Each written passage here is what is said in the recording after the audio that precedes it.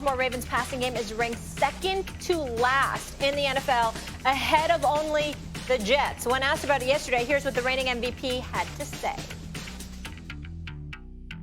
I'm not happy because, those passes, I would like to connect with my guys on those passes. I feel like it's a lot of yards and touchdowns we be leaving on the field when we don't connect. So that's probably why our passing not where it's supposed to be. But I feel, it's still early in the season. We got 12 more regular season games, and I feel we good, though. All right, that was Action Jackson. D. Wood with us now. Damien, always good to see you, sir. Mr. Smith, starting with you here. Are you worried about Lamar's passing ability? Yes, I am. Listen, Lamar Jackson is an electrifying talent, and we're proud that he's a starting quarterback in the National Football League because he deserves it. But with greatness comes great responsibility, and we know that he's a great athlete. We know that from the quarterback position, he's electrifying running the football, which is why the Ravens had the #1 rushing attack last year. We recognize that, but the question has been repeatedly about his ability to throw the football.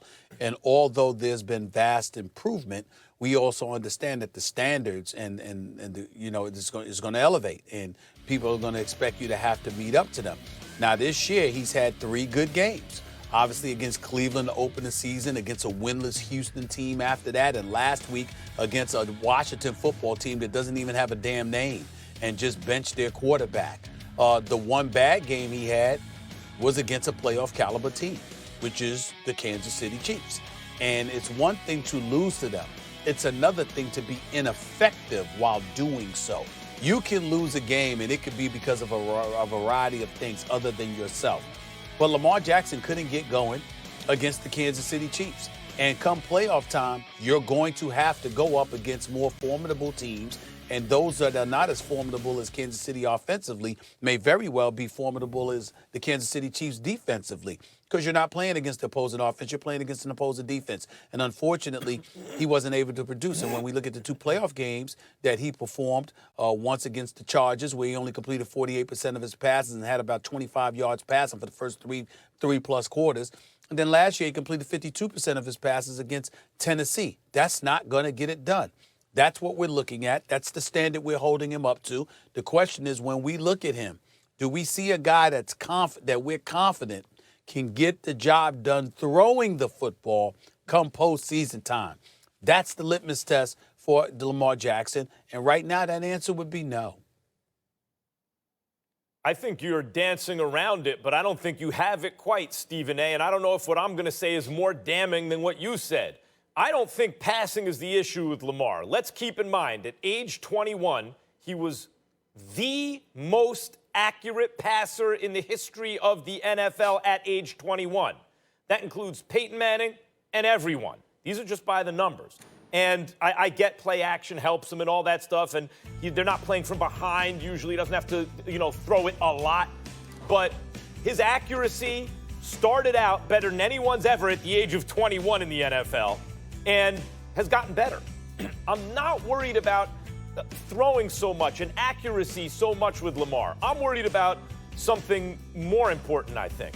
I'm worried about pressure, because 21-1 against the rest of the league, 21-1 against the rest of the league, 0-3 against the Chiefs in the regular season. But worse than that, 0-2 in the playoffs, which means you are almost undefeated in your NFL career until you play in the highest pressure games, and then you're winless. And if you look at it, and Brian Griese pointed it out on Monday Night Football against the Chiefs, when the blitz came, Lamar's eyes were on the ground.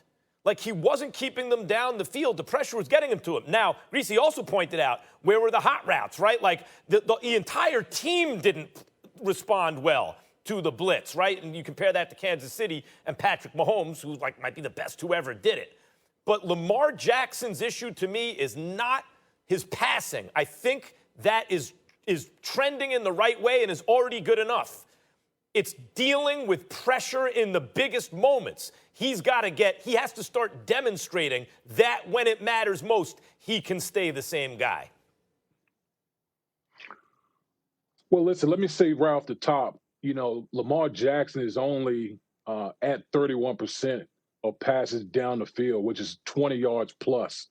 So I know a lot of people are going to jump on that. But I think when you look at Lamar Jackson in the passing game, it's deeper than that. When we talk about Lamar Jackson, a lot of things has arisen from past years. Number one, the offensive line is not playing as well as it was in the past. Their right guard, who's going to be a future Hall of Famer, Marshall Yonder, retired in the offseason. And the guys in the interior just haven't played as well as they played, last year. And when you look at Lamar Jackson and this passing attack, everything is predicated off the run.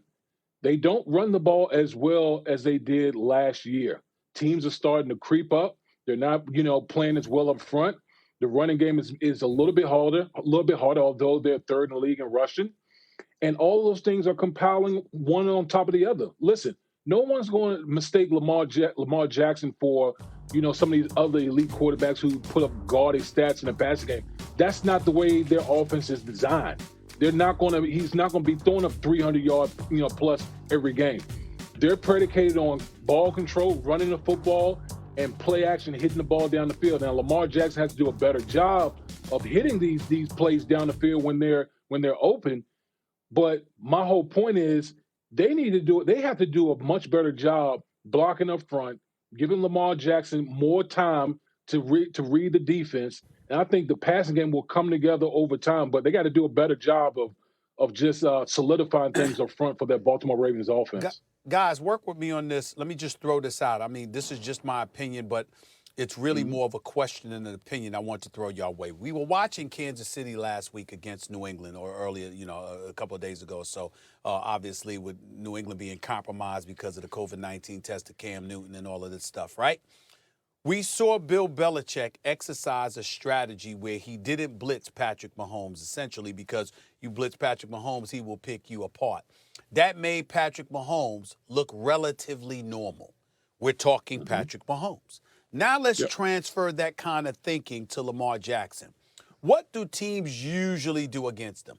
They compromise their own secondary because they leave a spy, sometimes two, because he's so electrifying running the football that, again, it compromises your secondary, all right? And still, in tough situations, meaning postseason primarily, this is a guy that we have seen struggle. Now, he's 21-1 against everybody else, or 22-1 now against everybody else, and he's like 0-2 against, or 0-3 rather, against Patrick Mahomes. But understand the importance of what I'm saying. If a secondary is compromised because this dude is so electrifying running the football, and still you're perceived as having trouble as spots